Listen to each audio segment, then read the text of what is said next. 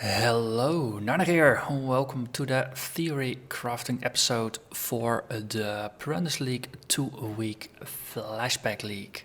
Yes, that's a whole mouthful. So, 2 weeks, every day there's going to be a bunch of different modifiers on the levels. And as a result, things are going to get crazy intense, but leveling should be a lot faster. And I'm going to go with a interesting gimmicky build. So we're going to play a Dominatrix. A Dominatrix is a melee witch summoner that uses Dominating Blow. Yes, I said it's quirky. So the whole idea is that we start playing as a regular summoner witch. Then at level 16 we're gonna get ourselves a Facebreakers. Yes, I've really gotten addicted to using those gloves. And the thing is, if you have Facebreakers, all you need is damage from your jewelry. And your damage is good. As a witch, it's pretty difficult to get yourself modifiers to melee damage, because of course she is a fan of using wands and things like that. And if you want to go for a build like this, then you don't really have the nodes to spare. So we're going to go Facebreakers. That fixes our damage. We're going to go Dominating Blow at level 28, which will help us get more minions. And the nice thing about Dominating Blow is that those minions count as actual minions. Contrary to Conversion Trap, which apparently doesn't count as minions, they're just temporary allies. Dominated monsters actually count as minions for all intents and purposes. So if you're playing a summoner, then your minions are going to have more life, more damage, more speed, more everything. And your dominated minions are going to benefit from that. On top of that, with our Ascendancy class, we're going to become a Necromancer, which fits for a summoner, of course. And there's a couple of reasons. One of them being the Mistress of Sacrifice. Your offering skills also affect you. If you're going to go with Bone Offering, then you can, if you keep up the casting, at any time you can have a 25 to 35% chance to block and spell block up for all of your minions. If you have Mistress of Sacrifice, this also applies to you. So that means your standard 25% chance to block is suddenly going to be 50% chance to block with an extra 25% chance to block spells. So that boosts your survivability. It also increases a skill effect duration by 20% and another 10%, so that's 30% in total. Which is going to be good for your Dominating Blow, since it will last 26 seconds rather than 20 seconds. Another thing that I really think is cool to get is the Beacon of Corruption. Your minions spread a caustic cloud on death, dealing 10% of their maximum life as chaos damage per second. The thing is with dominated minions, after their timer expires, they die. So they will start leaving those clouds behind.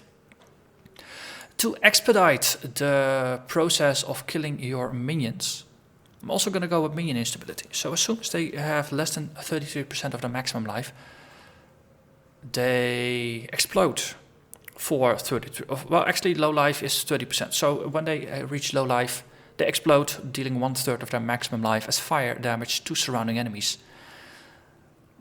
With Beacon of Corruption, they'll also release toxic clouds or caustic clouds, dealing chaos damage over time.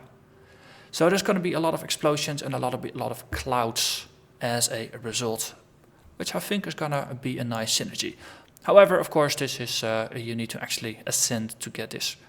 I proof played this build with a standard character, level 45 character I had. I picked Mistress of Sacrifice, which was okay, but no, it's a lot of extra added survivability that I didn't really notice at the time. So I think I'm going to go Beacon of Corruption first, just to see how it works.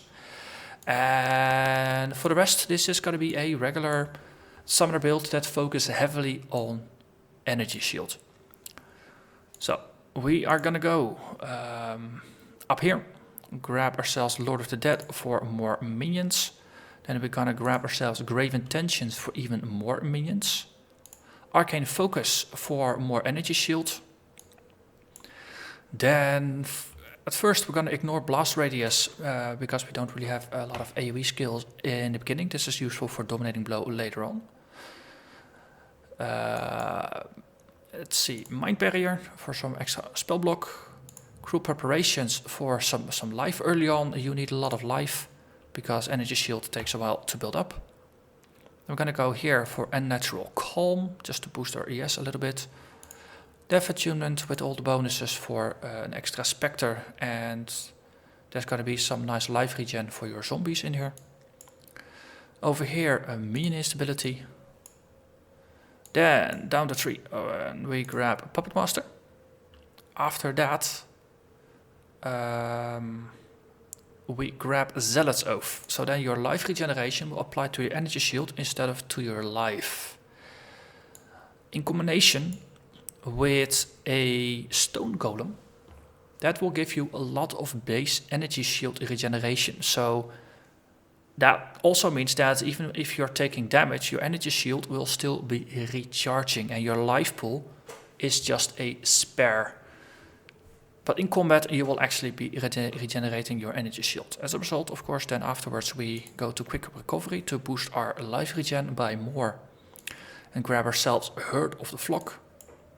And at this point, you have most of your minions. You have a lot of energy shield and you've got 56 points spent. So you will have Dominating Blow, so it's going to be useful to get yourself a blast radius. At any point, if you need more strength or dex, you got Practical Application over here. You got Might and Agility over here. There's once you got the bust Beacon of Corruption, grabbing Corruption is good. It's 3 points, and that's gonna give you 50% extra damage from chaos and damage over time. Your Desecrate, which is the skill you use to summon yourself some corpses, it's also dealing chaos damage over time, so it will actually benefit from that as well. And after this, I figured you probably want to go into the Templar area to get yourself a nice bunch of regeneration.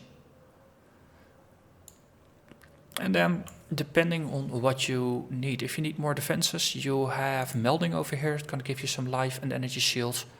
There's some easy stats nodes over here. There's more life and energy shield. And there's a little bit more life regen and some damage over time over here.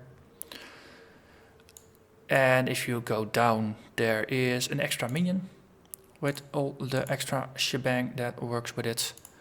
Pretty efficient energy shield node with even more energy shield if you need it.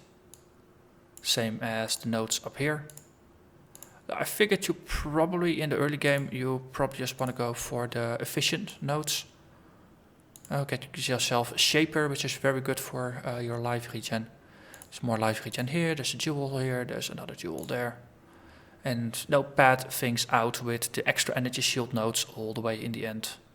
Probably with the extra little life regen there as well. And then now you can basically run this to level 100 if you want to. So I think this is going to be fun. So in terms of skills, we're going to use Dominating Blow as our primary attack, starting from level 28. The witch can't actually buy it herself, so I'll have to trade for it or get it from another character or something. But no, because this is not a solo self-found league, you will be able to get it. Dominating Blow, you link it with Melee Splash to hit more enemies and charm them. Fortify, both because it worked for you, then as a melee witch you have Fortify, which is 20% melee physical reduction, which is gonna be pretty good. And some added fire to boost the damage even further. Because those are 4 red gems, and as a witch with energy shield you want a lot of blue things, you probably want to put this in a Templar helmet. So a strength or an armor, energy shield armor. And that is easier to roll into 4 times red than a pure witch helmet. Upside this, you're going to get a little bit of armor from that as well, which will help you with your damage mitigation. Then you will have, of course, zombies with life damage and speed attached to them. Spectres also with life damage and speed. Then for movement, Flame Dash with faster casting. And also put Desecrate in that same chain so you can cast it a bit faster. And one of the reasons for that is that during combat, you can just splodge around the desecrates, putting quickly 9 corpses down. And then if you use your bone offering, you can use bone offering with the maximum duration, because it will suck up to 8 corpses into extended duration. So if you just completely empty your desecrate, your bone offering is gonna last for the full duration. Finally, Stone Golem, as I said, to regenerate your energy shield. Discipline to increase the size of your energy shield pool and make Zealot's Oath and Life Regeneration regenerate your energy shield even faster. And Convocation to summon all your minions to you and give them a little bit of a regeneration bonus. And that's also very good as a panic skill. If you get hammered by something, Convocation will just completely surround you with a bunch of minions, offering whatever is trying to kill you a lot of different targets to attack. So, as I said, I've played this on a level 46 witch in Standard League, and it was fun to play. So I'm gonna see if I can level this during the Flashback League. So while the Flashback League, while I'm recording this, while I'm playing this, I'm putting my Facebreaker's ringleader build on pause. If I manage to kill the Dominatrix, then I'll just continue the other series. And if not, we'll see at the end of the league which of the 2 builds I will continue playing. So, thank you for watching, and I'll see you in the actual gameplay videos. Bye bye.